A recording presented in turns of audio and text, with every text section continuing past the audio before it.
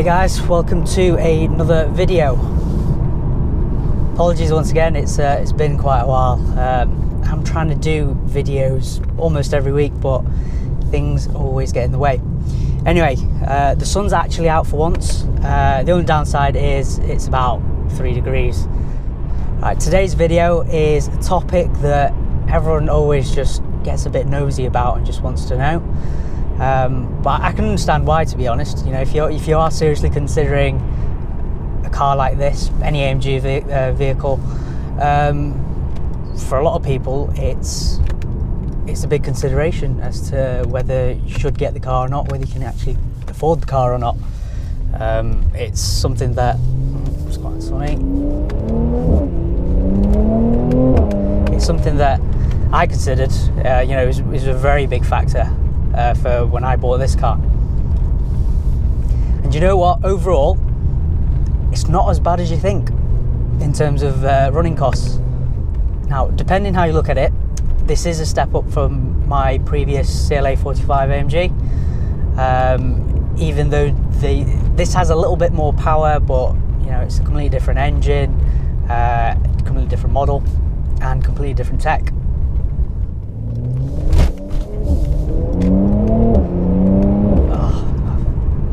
I was in the Porsche last time, and that was rear-wheel drive, and although it has great traction anyway, there's just, you know, once you're used to four-wheel drive, it's very difficult to go away from it, especially if you live somewhere like the UK where it's never that warm. It's either wet or it's a bit like today where, you know, it's bright and sunny but really cold, and you know, the roads are damp from just condensation overnight. And yeah, I suppose the very first thing to consider when you get the car is road tax.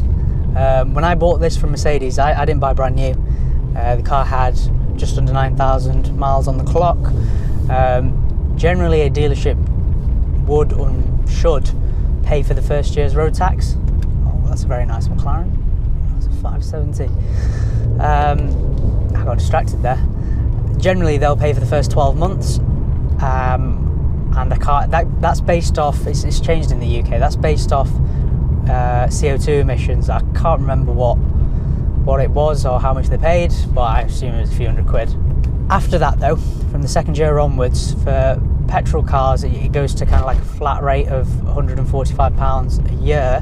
But then if the car's over the value of £40,000 list price, you've got to pay an additional 320 quid every year for the next 5 years. So, you know, when I next tax this car in, you know, next September, it can be, you know, £450–460, which is something to, you know, every year straight away just to get the car on the road. What else? Fuel. Right, this is the bit where I was actually really surprised. The CLA45 wasn't bad on fuel. That was actually really good on a, you know, if I tried, so, you know, motorway journey doing, you know, 70 miles an hour, not going above, I could squeeze 40 miles per gallon out of it, which is, you know, considering, even though it was only a 2-litre 4-cylinder engine, had almost 400 horsepower, you know, it was literally a pocket rocket, and being able to get almost 40 mpg, sorry, I don't know what J's come from, it was amazing. Now this car, it's bigger and heavier, a bit more power, and it's got a bi-turbo 3-litre V6 engine in, so, you know, you'd expect it to be a lot worse on fuel. One thing that is different, you do get a slightly bigger fuel tank. You know, the CLA A-Class, they all get 50-litre tanks. This is 66 litres. However, when I bought this car down in Plymouth, which is about 300 miles away, or almost 300 miles away, on the way back, I managed 37 miles per gallon, which is it's insane. You know, it just shows how far we've come with engine technology and all those bits and pieces. One of the main differences to actually get that is this has a 9-speed auto in it, not a double clutch, and you know, the CLA45, those traditional double clutch systems, 7 gears, so you've got an extra 2 gears, and you know, that 9th gear is basically just for fuel.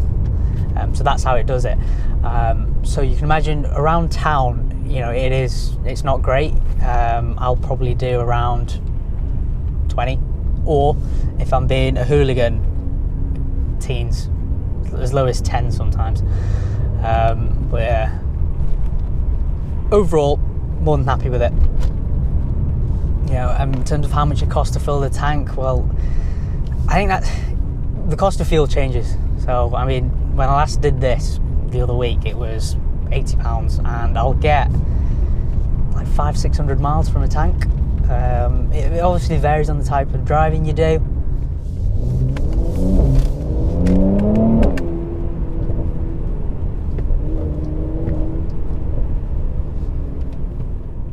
Right, this next one, servicing.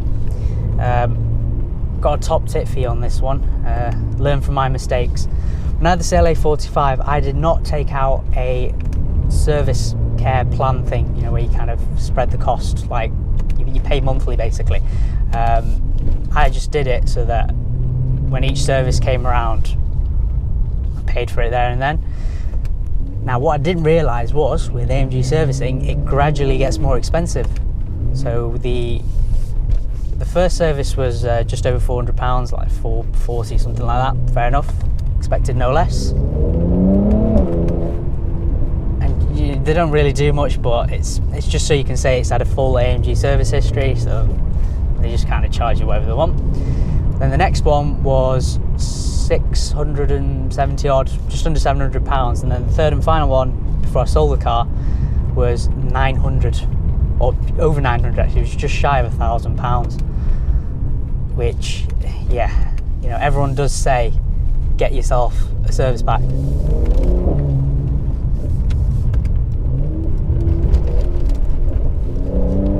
Which is what I've done this time round. And it basically works out to, so I'm paying £40 a month for 2 years, but that's to cover 3 years worth of servicing. The total net cost of that is 1,150 quid.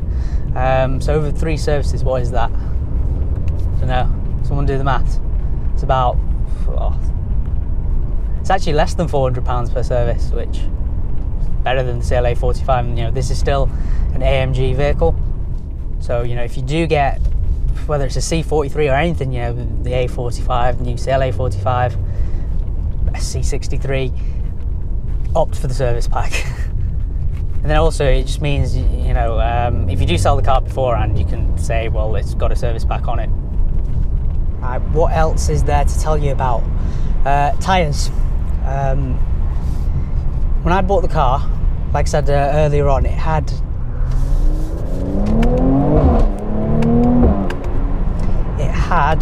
just under 9,000 miles, and I noticed that the rear tyres had already been changed.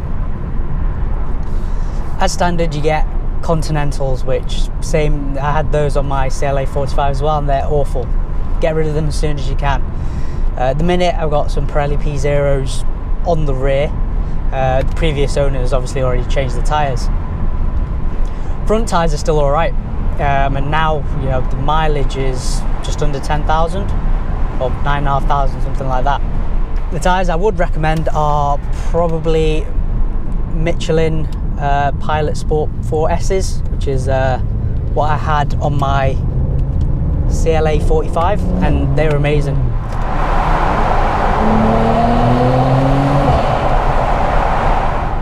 Never buy your tyres from a main dealer or anything like that. Where I buy them from is a place called Black Circles. Generally you get the best prices there, and you can you can either just get the tyres themselves, or you can have them delivered to, you know, your local dealer, and, you know, they'll give you a full fitment price and everything like that. I think on my CLA45 that had 19-inch tyres as well.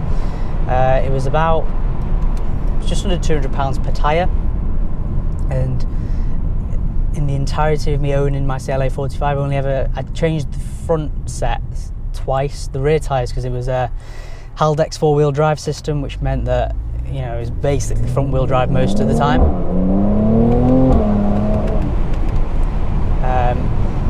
In the C43, it's not a Haldex system, it's a bit more rear biased, you know, more like a traditional four-wheel drive system, and it, judging off what the previous owner's already done, obviously goes through rear tyres quicker than the fronts.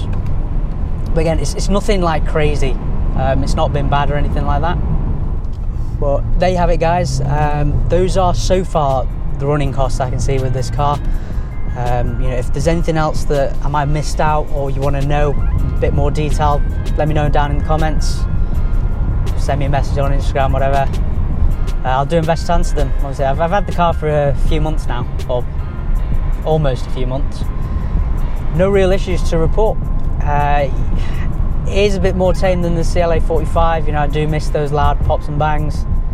But yeah, thanks for watching, guys, and I'll see you in the next video.